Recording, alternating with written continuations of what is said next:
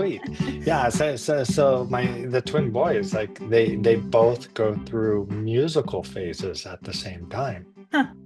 but there's a slightly different tonality to their musical phases. Hmm. And it could be the rising sign because for whatever reason, 15 minutes made a difference there. Yeah. So then, one's a Scorpio rising and one's a Sag rising.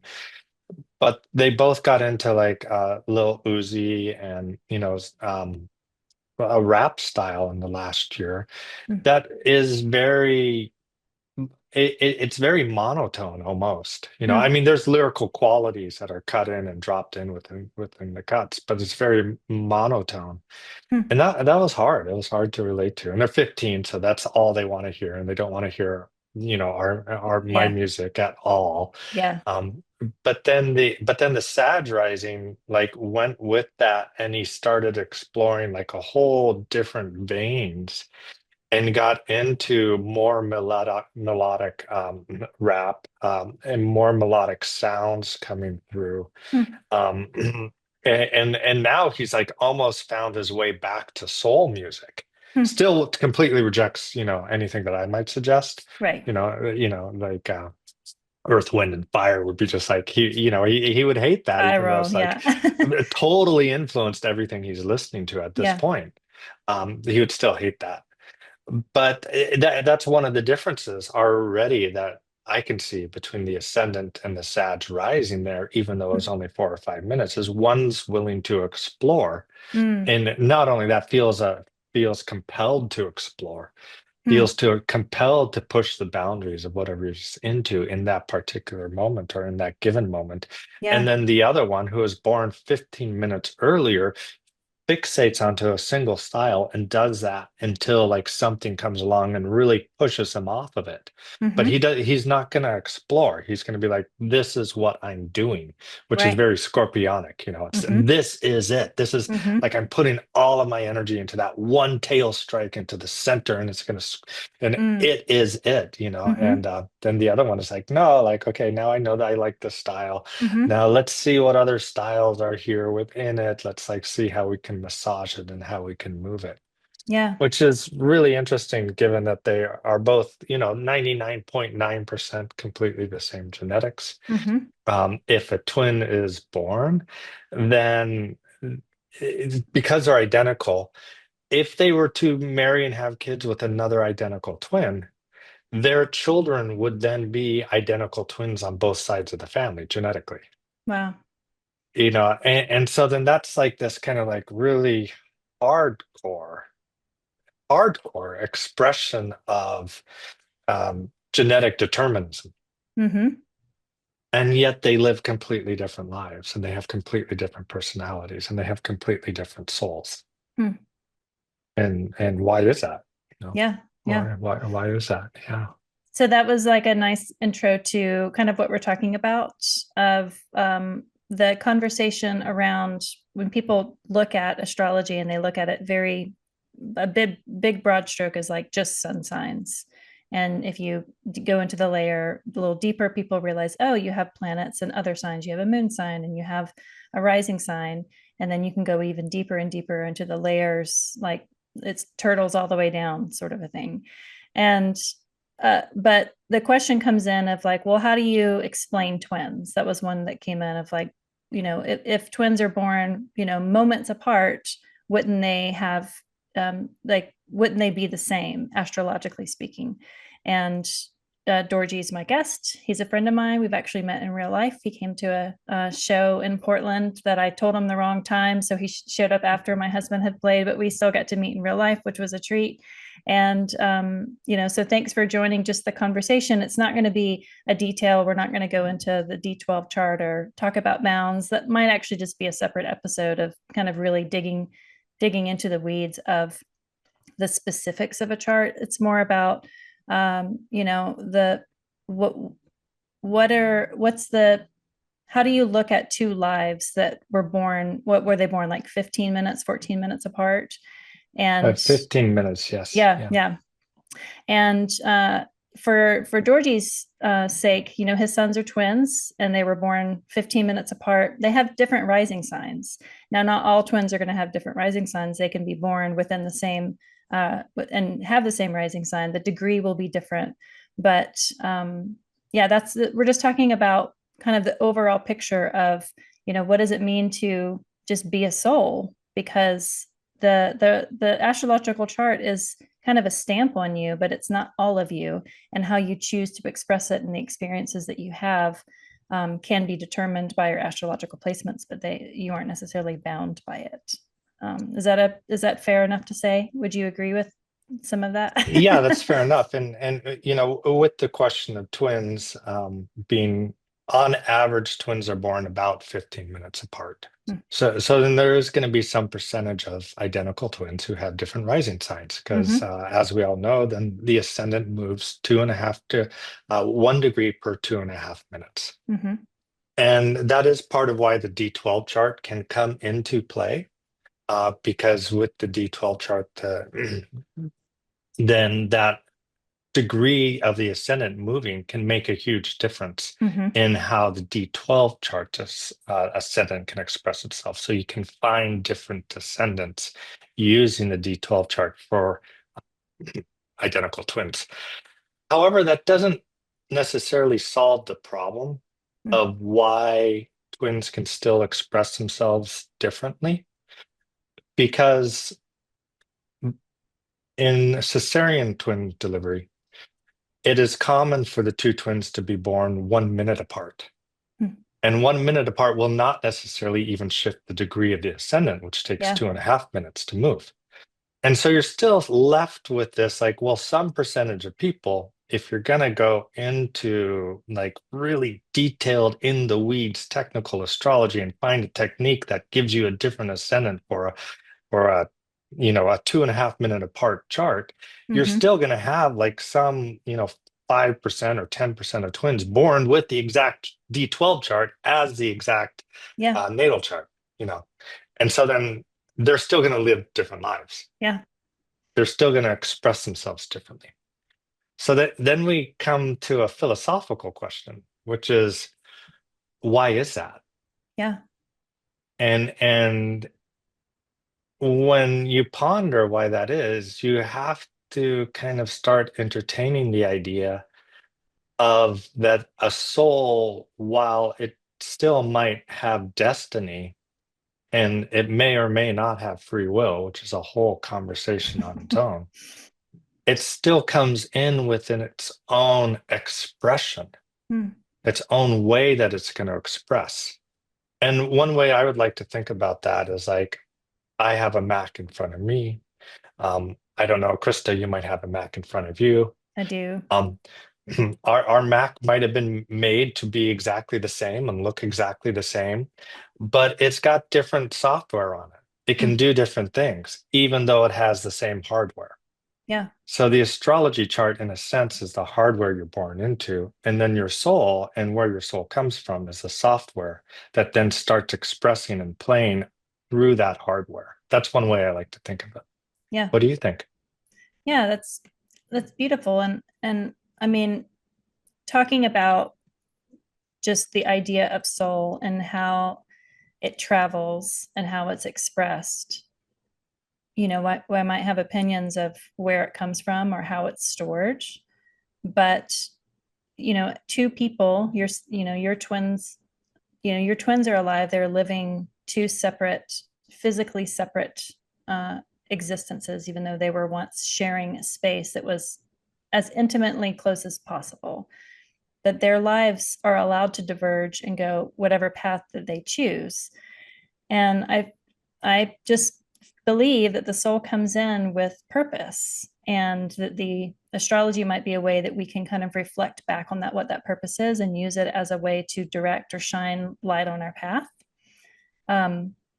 And even if we get down to having the exact, say that they were born cesarean and they had the exact same degree chart, they themselves also prove that they are different souls. And it, if anything, can be a reminder that our own understanding of an expression of a Cancer sun and an Aquarius moon might be X, Y, and Z, but it's so multifaceted that they have the choice as souls to choose so many ways to express just those singular placements. They, as a Cancer sun, you don't have to just follow this one route. As an Aquarius moon, you don't have to follow this one route. And like the whole idea of it's turtles all the way down, the ability to express all of the astrological significations, all of their contextual experiences, all their DNA, that is just on top of, what is the soul that comes through? Is it a collection of memories? Is it a singular, drip of experience that chooses to have different bodies? Have their souls come back together multiple times. I mean, it goes down to the core of, we use astrology to reveal light and reveal truth, but we're never going to pin it down, I don't think, to be like, this is exactly what it is, because the idea of the soul is that there's so much mystery, we're never going to actually figure it out, especially other people. I mean, it's hard enough to just reflect enough of your own light to understand what your own soul is trying to do. But I don't think that it disproves astrology at all. I think it only adds so much more nuance to be able to study twins and to study the beautiful expression of ways that exact same placements can show. It can just show a diversity in expression of astrological placements. And I think it just goes down to that. I think that the soul does have choice, does have some sort of expression of free will. And it's just comical to me to like kind of watch how twins will express things given the exact set of circumstances, but just from a different perspective. It's like, what's that, blind people touching an elephant, all describing the same thing, but just from their own perspective. They're describing either the leg or the trunk or the ear or the toe, or the ass or whatever. It's all the same thing. It's just kind of from whatever perspective they're doing. The twins might be next to each other. One might be describing the ass and one might be describing the thigh. Neither of them are wrong, but they're just coming from it. Their souls are coming from it from different experiences. I'm going to share the charts if that works. Yeah, yeah. And as you pull those up, I just wanted to say, like, if you look at the charts, you'll see that Mars is opposing both of their ascendants. Um, for one, it's like out of sign, but it really is opposing both of their ascendants. Yeah. And the reason I bring this up is because both twins are very athletic in their orientation. Um, and as the Gogolian reports indicate, that if you have Mars on an angle, then you have more of a predisposition towards athleticism as a way that you express yourself. Yeah. Which makes sense with Mars representing the virtue of the athletic warrior type identity. But one of the twins is very focused on that athleticism. It's part of who he is to a deep core. Then the other one, it's more of a social experience. And I think actually, if you look at the ascendants and the different ascendants, you can see you could probably guess which one is completely driven to like accomplish it, and the other one who's taking it for more of a, yes, you're right, good guess. I figured. Yeah. And then the other one who's taking it more as a social experience. Yeah, so twin A is here with Scorpio rising, 28-degree, 8-minute ascendant, opposing that 27-degree, 47-minute Mars and Taurus right here. This is the eldest. Yeah. Yeah. And so then one of the ways when you look at trend charts that you're going to be differentiating is if they have like a wide enough spread that they have different ascendants, then that's going to create a huge differentiation and how the planets express themselves, and therefore how the signs and houses express themselves. And you can see that as they're growing up. Yeah. Like twin A, very emotional, very deeply fixed, very concerned with, kind of like holding a family experience together. Twin B, who has the Sagittarius rising, is going to be more, or he's more oriented towards communication, friendship groups, friendship circles. You can see that Venus in the seventh house is ruling the 11th. So he has this very friend-oriented Mm, expression of how he's trying to work within the world. But I don't think that necessarily negates how two twins with the exact same ascendant would also have different expressions. For instance, like the rulership of the fifth house is going to be, in general, given towards sensuality, pleasure, art, sports, athleticism.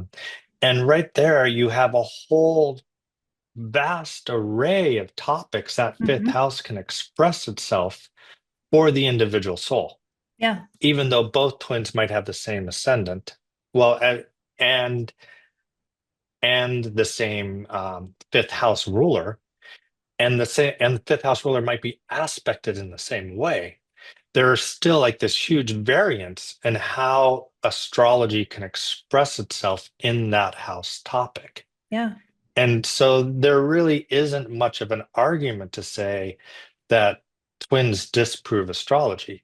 Mm, All twins do is prove the variations that have already come forth as archetypes and been presented for countless millennia as ways that a soul can express itself through their yeah. chart. You said it way more succinctly than I tried to. Um, yeah, actually, That you was kind of keyed great. me into thinking like that too. Yeah, that was great. I'm gonna put both of them back Yeah, up because I really do like looking at both of them together. The only yeah. difference aside from their ascendant is, one has a Aquarius moon 4 degrees 25 minutes. One has Aquarius moon 4 degrees 33 minutes. The Sag rising, the moon is in her joy of the third house, with all this other Aquarius energy, and then for the Scorpio rising, the moon is angular. So yeah, having different rising signs really does allow the nuance of, okay, it's different modalities. One's fixed rising, one's mutable, has different chart rulers, but all the other placements are the same. It's just going to be house topics are switched a little bit, and just I guess a question I had was, do you get a sense of one being a fixed rising and one being a mutable rising? Were you able to kind of see that, early on, of just temperament or choice? Aside from the house It, topics, it's just like the rising element and modality. Was that expressed? it's interesting because yes, the Scorpio rising is far more fixed in his Mm, expressions. And then the Sag rising is much more likely to be, upset, say some things, and then to, 15, 30 minutes later, totally have moved on from that if he yeah, got a little bit of time to think about it and process it. yeah. However, coming back to the soul expression, the Scorpio rising and has always been a little bit more happy. He's been a little bit more kind of centered within his moon, within his Hmm, own kind of like within his own vehicle, hmm, and willing to be joyous and laugh and think that hmm. life's going to work out okay with him, which is something you would almost associate more with the Sag rising Yeah, uh, as a personality type. But then that brings it back to like, well, there is a soul, and that yeah. soul has its own karma that it brings in, so to speak. And so it's important, I think, as when we study astrology, when we learn astrology, when we present astrology to other people and come to know it more, to understand that the archetypes of the signs themselves are just expressions versus not what the soul is carrying into it. So Hmm, you can get a very jolly Scorpio rising, hmm. and you can get the kind of like a little bit of an angry or bitter Sagittarius rising. That does happen Yeah, because that soul has its own kind of like expression coming out of it. hmm. Yeah, yeah. I feel like I'm a jolly Scorpio rising. Actually, I think you are. I think you're right about that. Yeah, as a reflection. Yeah. Yeah, yeah. Mm, Um, what other things like kind of come to mind? I mean, we can talk about the house topic. So they both have a Jupiter, sorry, a Virgo MC. One is in the 11th, Hmm. and then the one would be in the 10th. So Right. the ascendant's going to change the kind of the angular points. Um, have you seen that expressed? I know they're slightly, different degrees of the MC and the IC, which would maybe hit to like when transits hit one, then they'll hit the other in kind of a delay. But how do you see just the house topics of, okay, well, one has the sun in the eighth and one has the sun in the ninth? To me, that kind of speaks kind of loudly. Have you seen that expressed in wildly different ways, or is there still nuance since they are still pretty young? It's hard to glean too much or rely too much on the astrology when they're young. They haven't really lived much of their soul's experience yet. I love that you went there. I love that you went there because that completely tackles just the previous idea that I was putting forth. Hmm. Guess which one has the more kind of like broody, perhaps nature to them? The That would broody be, nature. I would yeah, say like that the seventh or the eighth house sun might have that. yes, yeah. Even though Yeah, he's a Sag rising. yeah, yeah, And the one who's kind of more joyous is the ninth house sun. What is that? That's where the sun rejoices, right? yeah, In the ninth house. yeah. And he's more joyous. He's got that rejoicing going on. So we moved away from the ascendant and we've seen how the actual house and the joys of the houses can affect Hmm. the way that the personality is expressing itself, aside from our assumptions about the ascendant, which is really Yeah. brilliant. Thank you for dropping in there. One thing But that you touched in on that I just really likely to quickly acknowledge is that they do, like, if one gets sick, the other one's getting sick about a week later. that's amazing. Huh. If one has a little bit of an accident, the other one's going to have some sort of little accident about a week later. Hmm. So there is this kind of way that things hit in succession with their charts as twins, Hmm. and you can time it really well with the chart. Yeah. Yeah, I mean, just while the Scorpio rising has the joy, the sun and their joy, the Sag rising has the moon and their joy. So it's like they've kind of like they each have a different luminary finding some positivity. I just, wonder, you have Mars over here in Taurus, which for is the chart ruler. It's going to be angular for the Scorpio rising, but it's not necessarily in it. It's not at home, right? And it's right on the descendant.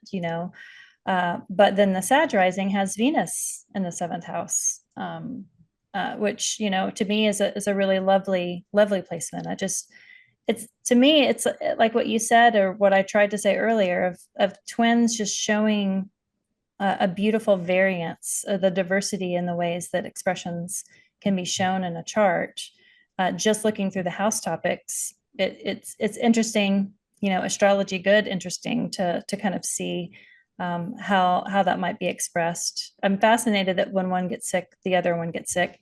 It makes sense for siblings. I have multiple siblings. It's like we share it, but to show that kind of delay in timing, um, how much do you, just as a parent and an astrologer, do you view or witness your children's lives through an astrological lens? Outside of them being twins, you have other children that are not twins. How much, are you able to take the astrology lens off? Not really, no. Yeah. And that's okay. Yeah. I still do my best to allow them to express themselves Mm. and not immediately overlay upon it Hmm. astrological symbolism. But like every astrologer parent and every astrologer spouse, there's this kind of like tendency to do so where you've crossed the line when they roll their eyes and they go, Oh oh yeah. gosh, here he goes saying, it's because like Mars is in Scorpio again, Yeah. Yeah. and so that is there. I'm really glad you brought up the moon being in the joy for twin B and then the Hmm. sun being in joy for twin A. And the reason is because I think that also relates to sect light and how Mm-hmm. sect light is a psychological expression as well as a predictive delineating expression. Mm. Twin B, who can be a little bit more grumpy, his sect light is the sun. Twin Hmm. A, who's a little bit more positive, his sect light is also the sun. So twin B maybe has a little bit more of a difficult time expressing his emotional joy Mm. into the outer world, being that it's a different sect light that is experiencing that joy. Hmm. So it might be more of an internal experience for him when he's having that joy. And then what he's presenting to his parents is this type of grumpiness, this grouchiness, this Oscar the Hmm. Grouch coming out of the can. And then you Hmm. go into the can and you go deep down, and he's got a swimming pool down there and this like really incredible, vast, imaginative, illuminary space, Yeah. like Oscar the Grouch does, you know. Whereas Twin A, it's like he's expressing that outwardly. He's smiling, he's laughing, he's joyous. He's kind of like Hmm. taking care of the family with his positive energy. So Yeah. I feel like that does express itself. And that might also answer your question about how much do I view the way that they relate to the world through an astrological lens. My gosh, Krista, it is everywhere. Mm-hmm. Like the astrology of it just like expresses itself in the display of their relationship styles, of their personal interests, of every single part of who they are, and like deep nuances of personality and interest types. Yeah. And when I look at it, that really surprises me on a certain level to see what the type of their differentiation is, but also the types of the similarities. Like they both have South Node and Leo, and from an evolutionary astrology perspective, that means they're both coming from a place of like extraordinary self-centeredness. Mm. And I mean, all teens are self-centered, but compared to my other two kids that I like raised, Yeah. these guys are like solid. It's about me that they're growing out of Yeah. into, this expression of no, it's about the community and it's what can I do to help the community hold together, Mm. which would be more of that Aquarian expression, Hmm. kind of like a modern sense Aquarian expression than a traditional Aquarian expression. But Yeah. it's about like moving into novel thought and to rejecting the conventional. Mm. And 100% they are like football players on the team, young men who are doing the exact same haircut as every other like popular Mm. young male in their class. Hmm. They are conformist and they are strong within their own identity. They have not yet tapped into that growth into being idealistic, humanistic individuals. But with that node conjunct the moon, you know that that's where they're going. Yeah. Yeah. And also just having Neptune conjunct Jupiter, they're really close to Chiron, in that same house and forming that. And so I wonder for the Scorpio rising, that's angular. So is it louder or will it be louder for them as far as, how they reflect back on family of origin or how they root or how they nest? Or is it that strong anchor that soul kind of can lean into for support? But then for the Sag rising, it's the chart ruler there, conjunct Neptune with Chiron, and it's got the moon and the joy with that North Node expressing super loudly in that third house. I mean, both of them are such really beautiful ways of expression of a singular soul journeys, but they're able to do it in tandem with each other. Like they came together, they chose each other for reasons unknown, maybe even to them, and I guess for me, twins and astrology, it just makes me love astrology. Like it's double the fun because you get to see how that variance, that diversity, those extra prisms of light being reflected back on each other. And for them, the fact that they have different rising signs, it just to me just makes it that much more beautiful. But even if they had it, and if they were both Sag rising, it would just be fascinating to see because they're individuals, they're individual souls and spirits, and they have just different ways of that their soul is choosing and reflecting back of the diversity of the third house. In this case, it's convenient that they have different rising signs because it switches all of the houses. It does make it easier to delineate and Yeah. easier to see where there's differences Mm-hmm. within them and coming from them. That's true. There's a mythology in the Tibetan folk oral tradition that with twins there's two ways to be reborn a twin, and one is to be lovers who die in an embrace, Hmm. and then the other one is to be warriors who kill each other simultaneously. Wow. And perhaps, we can extend that in a modern kind of idea to like maybe two people get in a car crash and they both die Hmm. simultaneously. That there's some Hmm. kind of like there's ways you can extend that into a more modern context. Yeah.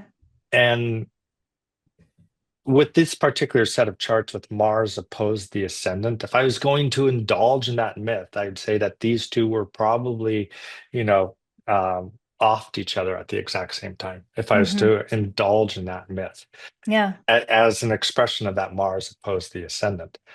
And what's really interesting is when they were born, this is what would be called second differentiate chart.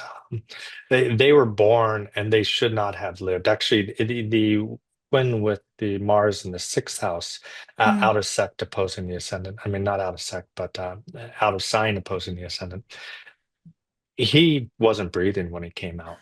Wow. And then the first twin wasn't either. And without modern medicine, putting them into ventilator machines and then flying them to the NICU unit in San Hmm. Francisco and maturing them for another 6 weeks in the NICU Mm. unit, they would have been dead. Yeah. And I think that's another thing that I would like to point out when we have conversations about astrology is there is a historic traditional type of fatalism that can come with it. Mm. But there's also ways in which our modern society can overcome that type of fatalism.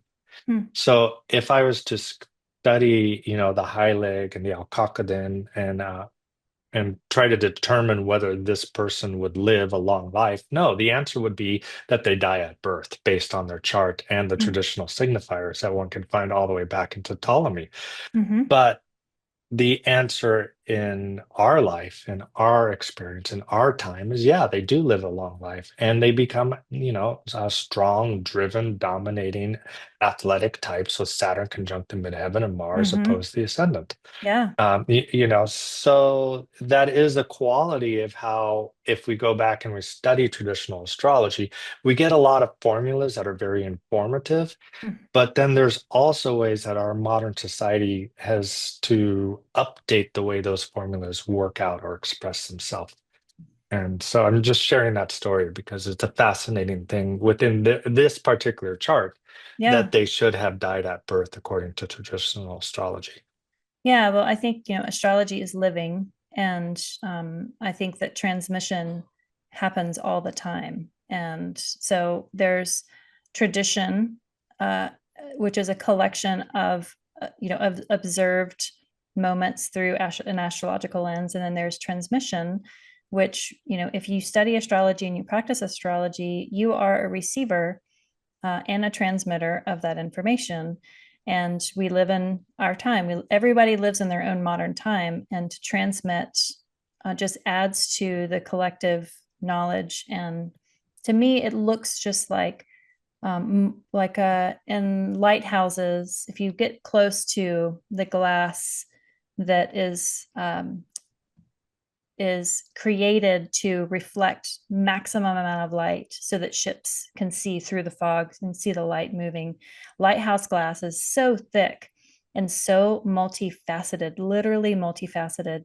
It's like the more minute layers of glass that are pivoted and carved and added to the bulb that goes on to that illumination, it amplifies the existing light. And the more we practice astrology and we observe and notice and transmit through experience and meditation and dream work and connections through conversations, we refract that much more light. And yes, we live in modern times, which includes our version of modern medicine that is able to put babies on a ventilator and help them breathe, where they would have probably died 100 years ago, or they would have died if they had been born in a different part of the world that did not have access to that in the immediacy. Um, when you were talking about the myth of warriors killing each other, that was the first thing that came to mind.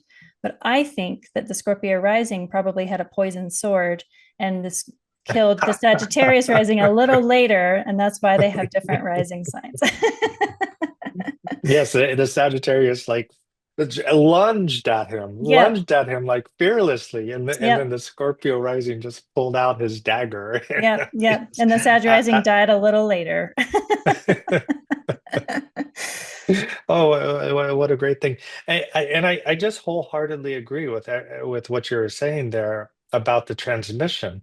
Mm, And so I think the best way to answer how astrology creates differentialism within twins is to get some twins charts and then read their story or talk to them and hear their story and see how the lens that their soul is shining through, which is what mm, the astrology chart is. yeah.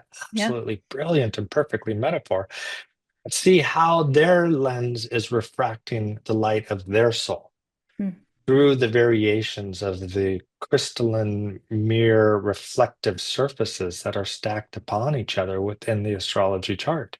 yeah. Because every human being is its own perfect individuated expression, um, formed together through its life experiences and the intentions that were breathed into it as it pulled out of a body into and manifested in our world.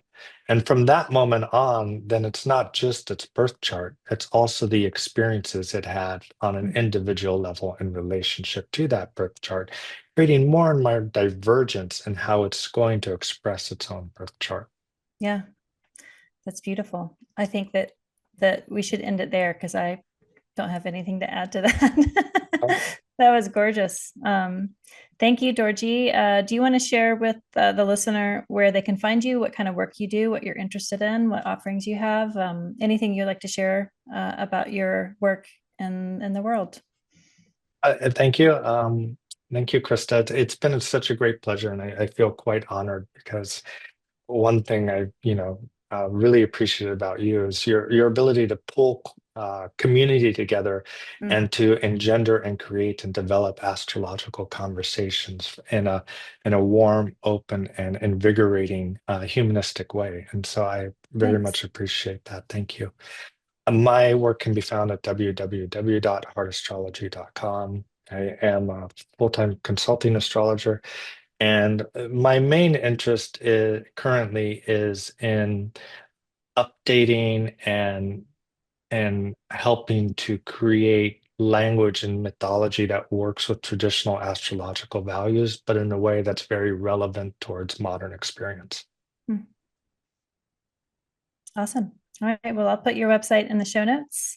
You have such a beautiful way with words. I love reading everything that you write. So thanks for your contribution just to the astrological writing world, because it really does. You have a melody to the way that you write, and it's just I can hear it in your voice, not just in the sound of your voice when I read what you write, but there's like a quality to the way that you write that just has its own signature melody that maybe you don't hear it because it's just the way that you write, but your voice definitely stands out on its own kind of vibration in the astrological world. So I'm always appreciative to just read your words because it kind of immediately puts you into just another realm, and it's really really lovely to kind of go to the Dorje world. So thanks for that. Thank you, Krista.